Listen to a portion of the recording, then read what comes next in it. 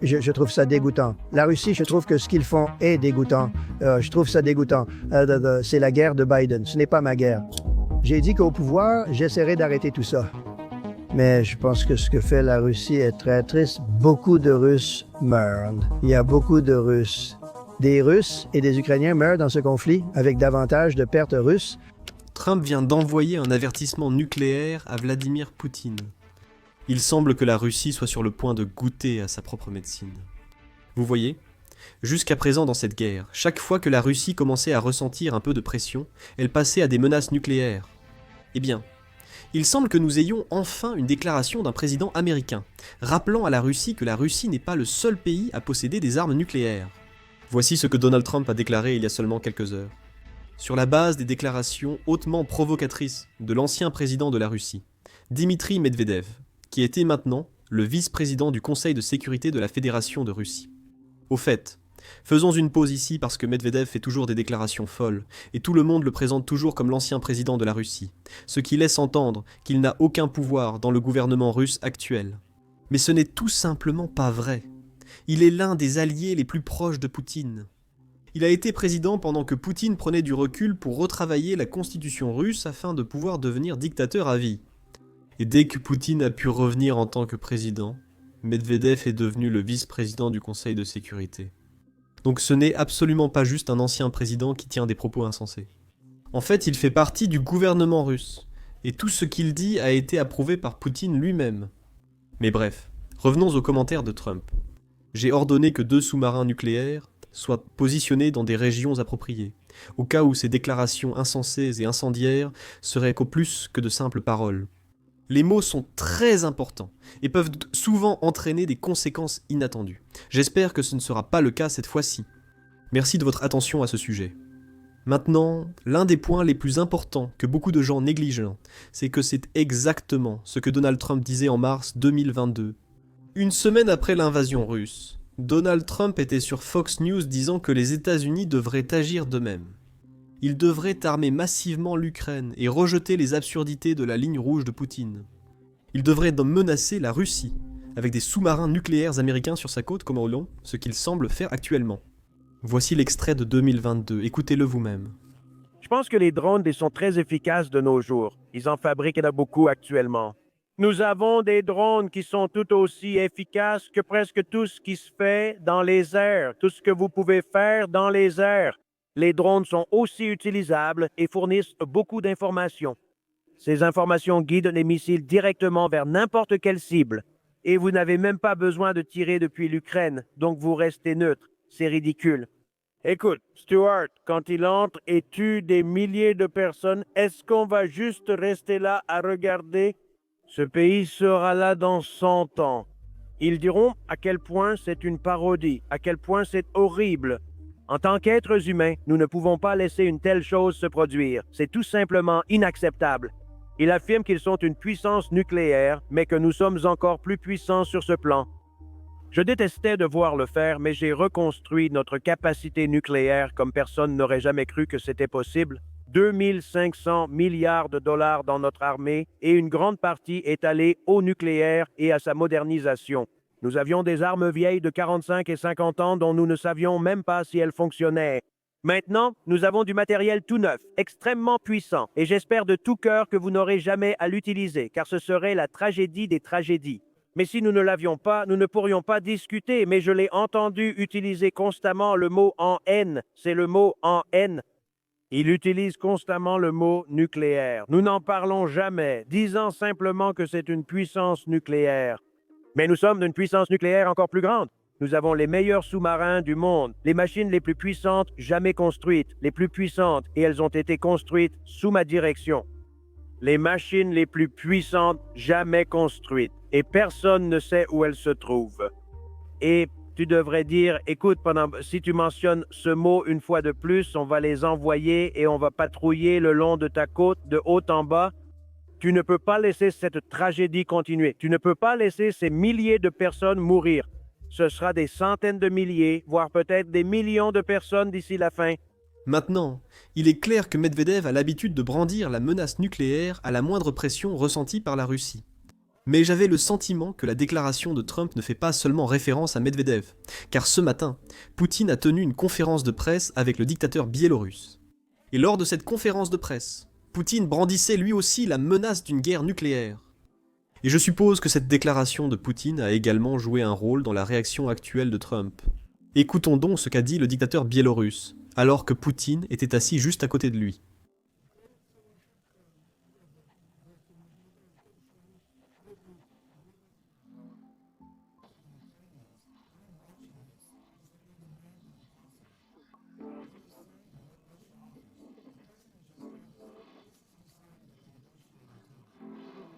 Il peut y avoir des compromis, des reculs, des virages, des revirements. Mais vous l'avez bien dit. C'est pour le public. Cela signifie que nous parlons beaucoup, mais que nous ne voulons rien faire. C'est pourquoi j'ai fait une déclaration publique au sujet de notre ami commun, Donald Trump, pour qui nous étions tellement inquiets. Ah, je me souviens de nos inquiétudes, pour qu'il gagne et tout ça. Il reste 50, 60, 10 jours. Ce n'est pas comme ça qu'on fait de la politique non plus. S'il veut la paix, il doit s'impliquer avec prudence, en profondeur. C'est un conflit militaire, et il ne sert à rien de donner des indications là-bas, surtout à une puissance nucléaire. Écoute, c'est tout simplement risible. Tu sais, Vladimirovitch, j'ai récemment rencontré et parlé avec un Américain. Je lui ai dit cela ouvertement. Ce sont ses amis proches. Tu dis au président, dis-lui de faire tout cela prudemment, et nous pourrons parvenir à un accord. Une trêve aérienne est toujours en vigueur. La Russie et le président Poutine y sont favorables, mais vous vous y opposez. Citation. Dis à Zelensky d'y aller, pour qu'il n'y ait pas de machine volante et qu'elle ne tombe pas sur la tête des gens. Poutine dit qu'il est satisfait de la trêve aérienne, mais en réalité, c'est loin d'être la vérité. Rien que la nuit dernière, Poutine a attaqué un immeuble résidentiel, un immeuble d'appartements où vivent des citoyens.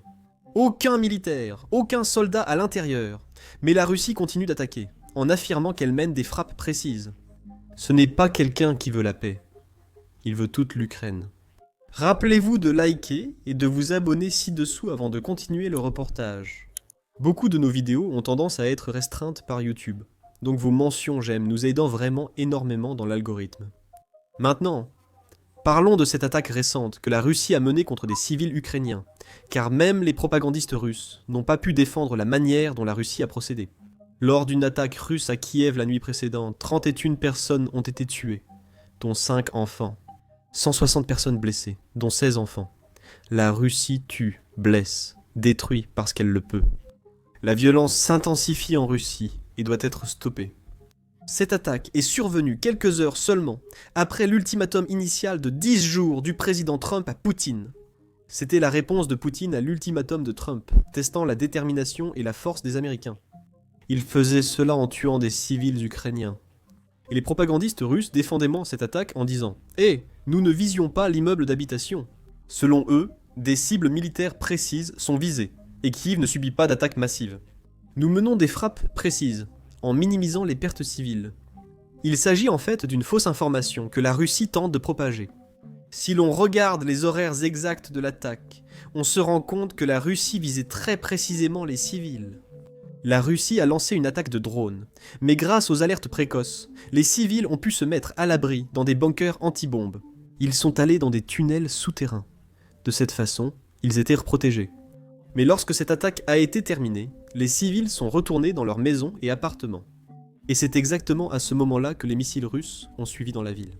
Nous pouvons facilement voir, par le timing de leur attaque, que la Russie voulait infliger autant de pertes civiles que possible, car ils ont attendu que les civils sortent de l'abri anti-bombe pour réellement envoyer les missiles. C'était un message clair pour les États-Unis et l'Occident. La Russie se moque du nombre de morts, y compris de ses propres citoyens. Ils vont continuer cette guerre. Et il n'y a pas que les citoyens ukrainiens dont la Russie se moque. Les dirigeants russes ne se soucient même pas des soldats russes. C'est ce que le président Trump a partagé ce matin, et cela révèle le véritable nombre de morts parmi les soldats russes dans cette invasion insensée. Je viens d'apprendre que près de 20 000 soldats russes sont morts ce mois-ci dans cette guerre ridicule contre l'Ukraine. La Russie a perdu 112 000 soldats depuis le début de l'année. Cela fait beaucoup de morts inutiles. L'Ukraine a également beaucoup souffert, perdant environ 8000 soldats depuis le début de l'année. Et ce chiffre n'inclut pas leurs disparus. L'Ukraine a également perdu des civils, mais en plus petit nombre, alors que les roquettes russes s'abattent sur Kiev et d'autres localités ukrainiennes. Cette guerre n'aurait jamais dû se produire. C'est la guerre de Biden, pas de Trump. Je suis là pour essayer de l'arrêter. Comme nous pouvons le constater à partir de cette déclaration, et des déclarations que le président Trump a faites au cours des dernières semaines, il est extrêmement déçu par Vladimir Poutine et la Russie, qui ne sont pas disposés à négocier de bonne foi. Lors d'un appel téléphonique, Poutine affirme qu'il respectera tout cessez-le-feu convenu durant la conversation. Mais juste après l'appel, il attaque des immeubles résidentiels, des hôpitaux et des centres commerciaux. Eh bien, aujourd'hui, lors de sa conférence de presse, Poutine a été interrogé sur les commentaires du président Trump disant qu'il était déçu par lui. Et voici comment il a répondu. Quant à toute déception de la part de qui que ce soit, toutes les déceptions viennent d'attentes excessives. C'est une règle générale bien connue. Mais pour aborder la question de manière pacifique, il est nécessaire d'avoir des conversations détaillées et non en public. Mais cela doit se faire calmement, durant les négociations. C'est précisément pour cette raison. Nous suggérons de former les 3 groupes évoqués.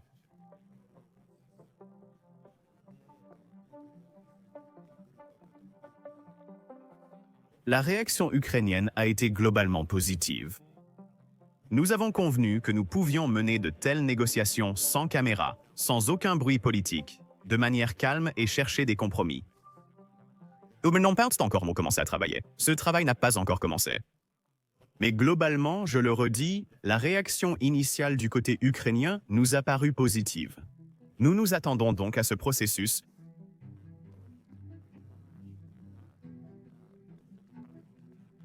Le président Zelensky a entendu les propos de Poutine et a réagi en publiant une déclaration juste après la fin de la conférence de presse de ce dernier. Et dans cette déclaration, il a clairement indiqué que l'Ukraine est prête à négocier dès que possible. C'est la Russie qui a retardé le cessez-le-feu. C'est la Russie qui a violé le cessez-le-feu. Et l'Ukraine est toujours prête à négocier la paix, une paix durable, dès que Poutine le sera. C'est ce qu'il a tweeté. Nous voyons et soutenons les efforts de Trump pour stopper la guerre russe, les massacres et obtenir une paix digne et durable. Nous remercions tous ceux qui, partout dans le monde, soutiennent les initiatives de paix et contribuent à sauver des vies. Nous entendons les déclarations de la Russie, et si cela indique une intention sérieuse de mettre fin à la guerre de manière honorable et d'établir une paix véritablement durable, et non simplement une manœuvre pour gagner du temps en vue de poursuivre la guerre ou de retarder les sanctions, alors l'Ukraine réaffirme sa volonté de participer à une rencontre des dirigeants à tout moment. Zelensky est prêt à rencontrer Poutine à tout moment. C'est Poutine qui a peur de cette rencontre. Il ne peut pas le regarder dans les yeux alors que des soldats russes tuent des civils ukrainiens. Des civils ukrainiens innocents. Quoi qu'il en soit, poursuivons avec la déclaration du président Zelensky. Nous savons qui décide en Russie et qui doit arrêter cette guerre. Le monde entier le sait aussi. L'Ukraine propose de passer des échanges de déclarations et des réunions techniques à un dialogue entre dirigeants. L'Amérique l'a suggéré, l'Ukraine l'a soutenu. Il faut maintenant la volonté russe. Pendant ce temps, la Russie fait de fausses déclarations, affirmant que l'Ukraine est celle qui ne veut pas la paix, mais vous pouvez regarder des déclarations comme celle-ci pour voir la vérité. Et le président Zelensky fait des déclarations comme celle-ci depuis 6 mois. Il est prêt à négocier directement avec Poutine. Il veut que cette guerre se termine. C'est vraiment Vladimir Poutine qui ne veut pas que les tueries cessent. Il veut toute l'Ukraine. Il n'a pas attaqué l'Ukraine pour protéger la population russophone, car elle était en sécurité. Il n'a pas attaqué l'Ukraine pour empêcher l'Ukraine d'entrer dans l'OTAN. Non, il a attaqué l'Ukraine parce qu'il veut reconstruire l'Empire soviétique. C'était quelque chose que je dis sur cette chaîne depuis le début de la guerre. Vladimir Poutine lui-même a confirmé aujourd'hui. Voici ses propos. Lors de sa conférence de presse avec le dictateur biélorusse, Poutine laisse accidentellement entrevoir les véritables intentions de cette invasion. La Russie ne s'empare pas de territoire pendant l'opération militaire spéciale. Elle reprend ce qui lui appartient de droit. Voilà, c'est du bon vieux colonialisme, nous l'avons tous. La Russie veut étendre son empire, parce que son économie est en difficulté, et elle veut reprendre autant de minéraux et de mines qu'elle peut en trouver. C'est précisément pour cette raison que la Russie feint de négocier. La Russie fait semblant d'accepter des cessez-le-feu, parce que Poutine se rend compte que s'il montre simplement une certaine volonté de négocier, Il peut prolonger le délai dont il dispose pour s'emparer de plus de terres, de mines et de minéraux. Mais cette fois, le monde semble s'en être rendu compte. Cette fois, le président Trump a réalisé que la Russie repousse habituellement les ultimatums et les échéances. Et c'est pourquoi il s'agit d'une échéance ferme, au 7 août. Il doit y avoir la paix, où il y aura des sanctions contre les pays qui soutiennent la Russie. C'était la déclaration des États-Unis à l'Organisation des Nations Unies. J'espère que Poutine l'a bien entendu. La Russie et l'Ukraine doivent toutes deux négocier un cessez-le-feu et une paix durable. Il est temps de conclure un accord. Le président Trump a clairement indiqué que cela doit être fait avant le 8 août. Les États-Unis sont prêts à mettre en œuvre des mesures supplémentaires pour garantir la paix.